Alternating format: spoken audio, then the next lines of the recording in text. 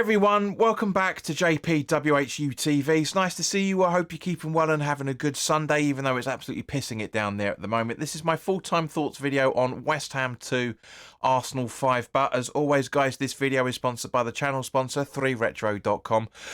Please click the link in the description below that will take you directly through to the West Ham section of their website. But as you can see from the icon that's up here, there's also retro Arsenal gear in there as well, along with track jackets, polo shirts, sweatshirts and t-shirts, including the new 2000-2001 white and blackout shirts as well. Go check those out, along with track jackets, polo shirts, sweatshirts and t-shirts made by Admiral and Umbro, so go check those out. And any purchases you make through the link in the description below, the commission that the channel would normally be getting, as I always say, I'll be sending on to the charity Iron supporting food banks.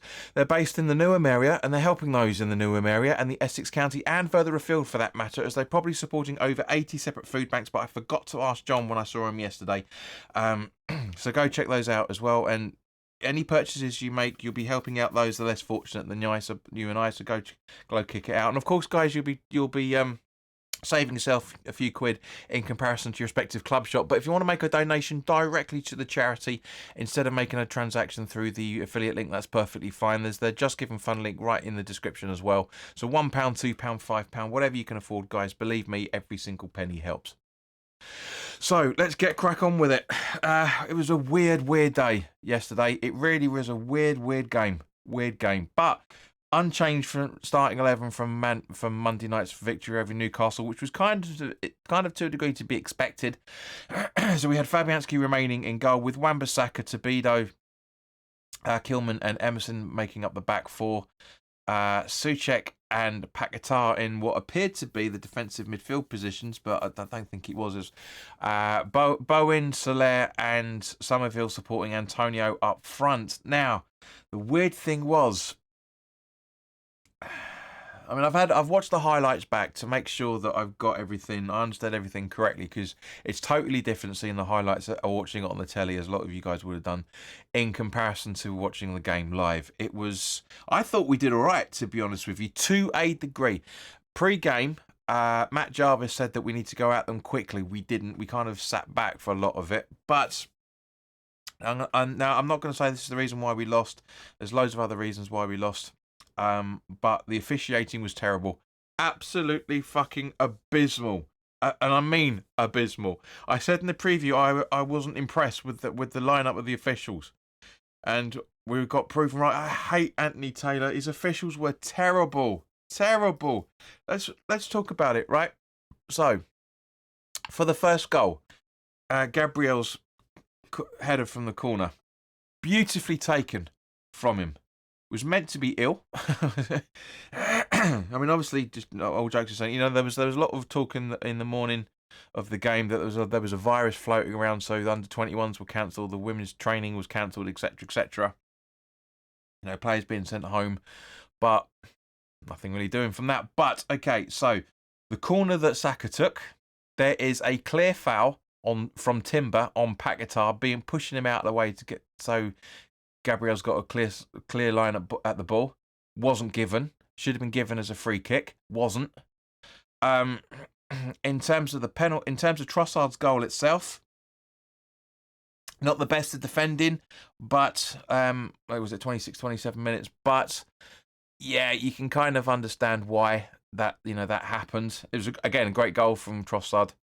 Now, the Odegaard penalty, again, beautifully taken. I was shouting bottom left, bottom left, bottom left. You can tell by his body language that's where he's going. Fabianski did it right, but there is not enough contact, in my opinion, on Saka for him to go down especially in the manner that he did.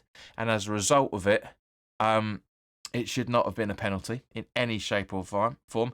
Havertz, I feel sorry for Kilman. He's had such a good start to the season. Made a hell of a lot of errors, including miscontrolling the ball, putting it right into Havertz's path. He's one-on-one with Fabianski, and it's 4-1 in 36 minutes. Sorry, 4-0, I should say, in 36 minutes. But, having said that, while a melee, shall we say, was going on due to some Arsenal supporters being in the Bobby Moore lower and over-celebrating,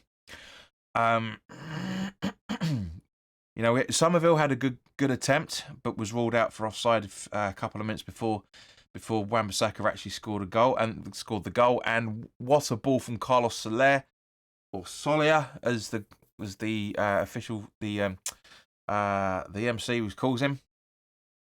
Beautiful ball. Great smacking back in the back of the net. 2 goals in 2 games. Wan-Bissaka hasn't scored for, was it 3 years, I think? Something like that. And scores 2 goals for us in the space of 2 games. Phenomenal performance from Wan-Bissaka. Definitely up there in the up in the top tier of being man of the match. That's for damn sure, throughout the whole 90.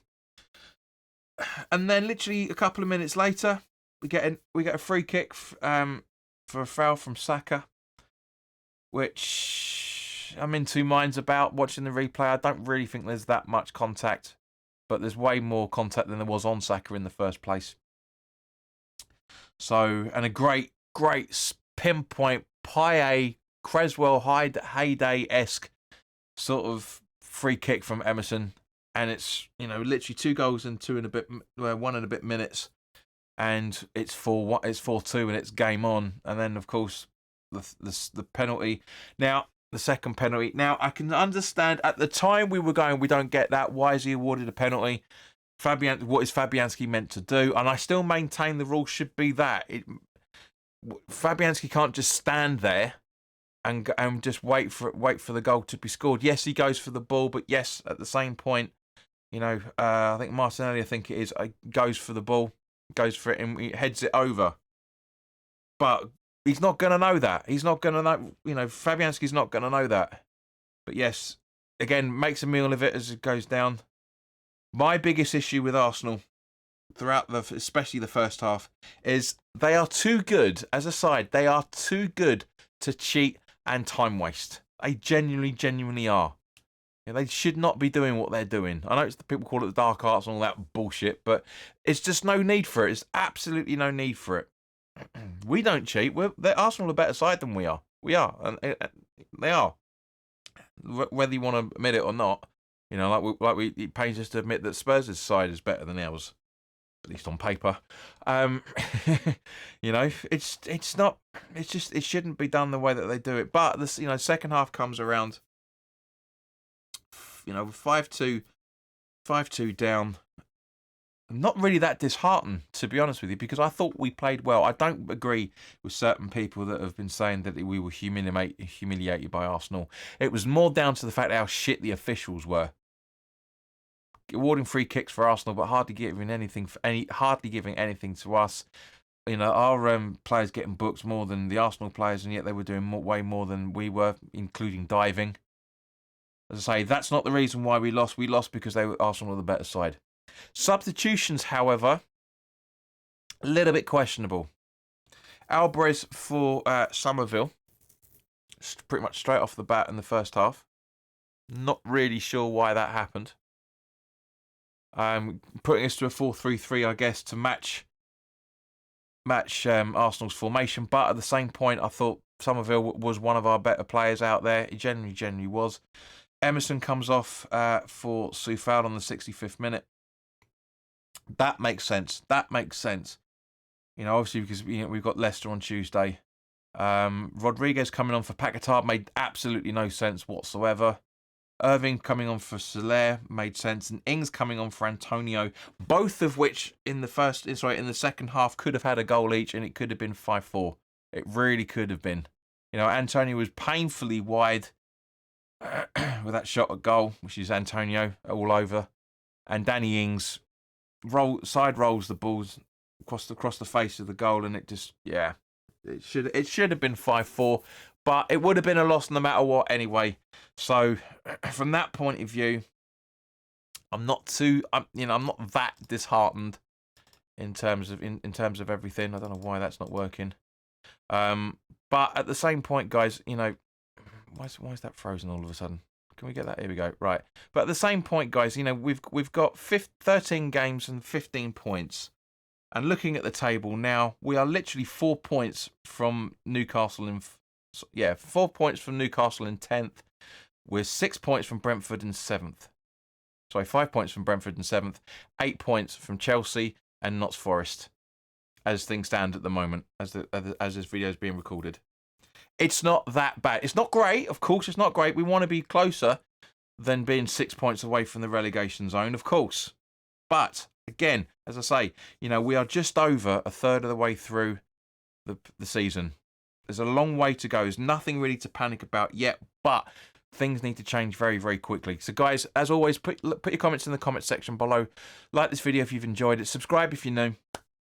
I will be literally shooting the Leicester that way for you guys, isn't it? Because that's the future and that's the past, apparently. But yeah, I'll be shooting the Leicester preview today, so that'll be going up later tonight. But in the meantime, guys, try and enjoy the rest of this gloomy, rainy Sunday, and I'll see you soon. All the best now. Take care.